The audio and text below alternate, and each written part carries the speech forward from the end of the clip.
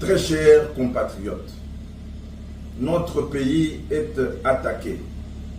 La République démocratique du Congo est victime d'un complot international. Les complices du Rwanda, ceux qui se cachent derrière le Rwanda, essayent d'assiéger, d'asphyxier notre État pour empêcher que le chef de l'État, Félix Antoine Tshisekedi, commandant suprême, exerce convenablement ses fonctions, puisque lui, il a l'amour, le patriotisme et la détermination de libérer notre pays du joug des pilleurs et de la complicité rwandaise soutenue par certaines multinationales. Voilà pourquoi il faudrait retenir le point suivant. Le M23 est une coquille vide, constituée essentiellement des traîtres de la République et qui auront la conscience chargée et la culpabilité des morts qu'ils ont causées à l'est du pays jusque dans leur tombe. Deuxièmement, le Rwanda est un petit pays qui ne peut en aucun moment et en aucune circonstance tenir tête à notre pays. Le Rwanda est soutenu par des multinationales, par les puissances de ce monde, pour piller nos ressources minières, pour exploiter le peuple congolais qu'ils ne considèrent pas comme humain, puisqu'ils voudraient le tuer.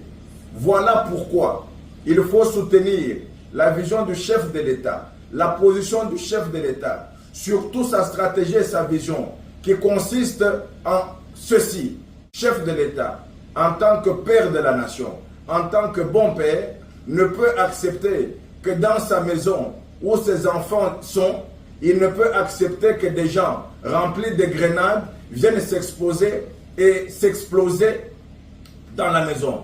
Voilà pourquoi il a pris la décision.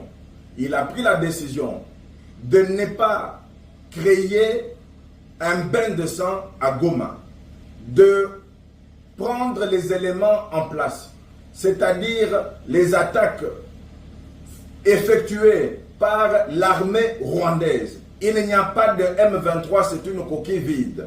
Les Rwandais sont des génocidaires. Ils ont tué chez eux, à l'époque, souvenez-vous, 800 000 à 1 million de personnes.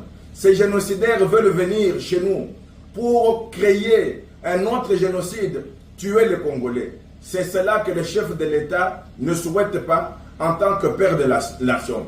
Il a préféré épargner les vies congolaises face aux criminels et ceux qui ne considèrent pas le sang et qui ont voulu tuer les Congolais. Et ça, c'est une très bonne attitude qu'il faudrait encourager, puisque le chef de l'État a l'amour et ne voudrait pas que le sang congolais coule dans la manière que le Rwandais voudrait, c'est-à-dire un bain de sang. Le chef de l'État, avec les arguments d'aujourd'hui, il est encore beaucoup plus fort et peut faire condamner le Rwanda auprès du Conseil de sécurité des Nations Unies et de la communauté internationale. Le président rwandais, responsable de tous les crimes qui se font au Congo, finira à la haie. Il ira à la haie pour crimes contre l'humanité.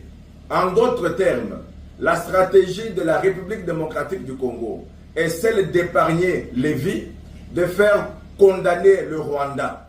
Mais lorsqu'on dit négociation, il s'agit de quoi?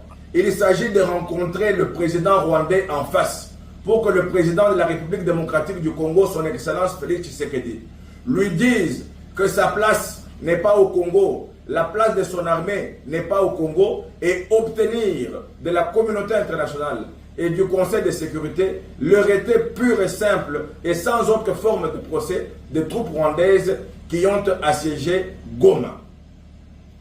Très chers compatriotes, il est temps qu'on s'unisse, qu'on se mette comme fils d'une seule nation, qu'on arrête les guerres égoïstes et de la politique inutile. Rassemblons-nous derrière le commandant suprême des FARDC. Soutenons nos FARDC avec des prières, avec les recrutements et combattons l'ennemi. Le Congo vaincra, le Congo vaincra.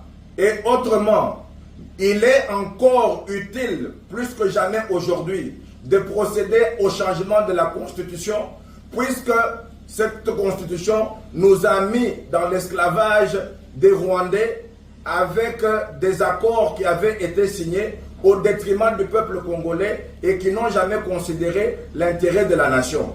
Si le chef de l'État, Antoine Félix Tshisekedi, son Excellence, est combattu, c'est parce qu'il a fait de la question de la libération du Congo sa priorité et il est déterminé à ce que le Congolais vive libre, en paix, dans un Congo uni, prospère et plus jamais fort, pour que nous soyons fiers d'un chef de l'État qui nous défend, qui ne nous trahira jamais.